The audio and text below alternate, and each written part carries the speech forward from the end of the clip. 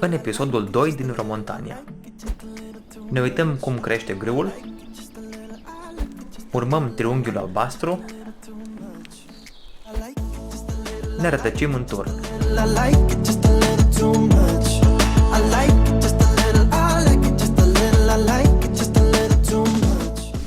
Încet! Bine v-am regăsit la un nou episod din Romontania, în sfârșit.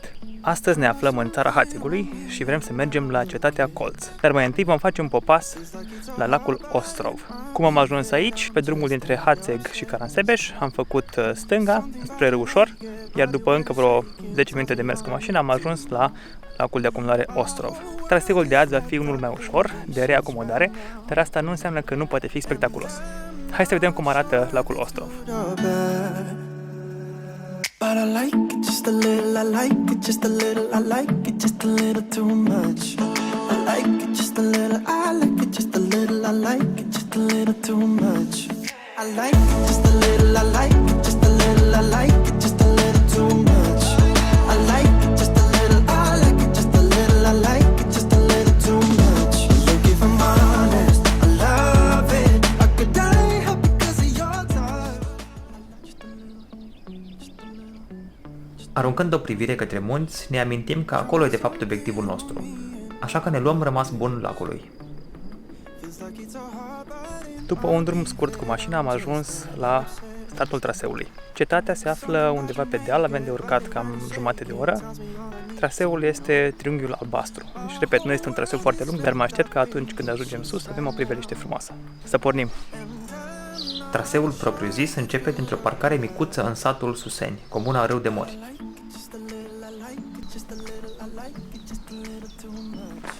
În total, urcarea durează cam 30 de minute, iar prima jumătate a traseului nu e exemplar marcată și dacă ar fi plouat, sunt sigur că ar fi fost extrem de noroioasă. So baby, could you sneak into my dreams in case I fall asleep? I don't know if it's healthy, wishing we could stay here for another day or two, but I call in sick to work. Partea nevăzută din spatele Romontania. Cineva trebuie să se întoarcă după cameră. It's good or bad, but you should know that I like it just a little, I like it just a little, I like it just a little too. După cam 20 de minute, poteca din pădure se intersectează cu un drum care vine din satul Lucșoara. Facem dreapta, iar traseul devine mult mai lejer, cetatea fiind la 2 pași.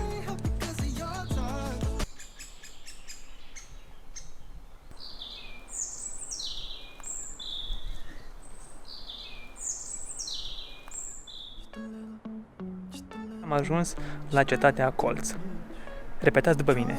Cetatea Colț a fost scritorită de cnezii Gândești. Asta se întâmpla cândva prin secolul XIV și se spune că cetatea asta a fost și sursă de inspirație pentru Jules Verne, care ar fi trecut pe aici prin secolul XVIII și ar fi rămas impresionat de ruinele cetății.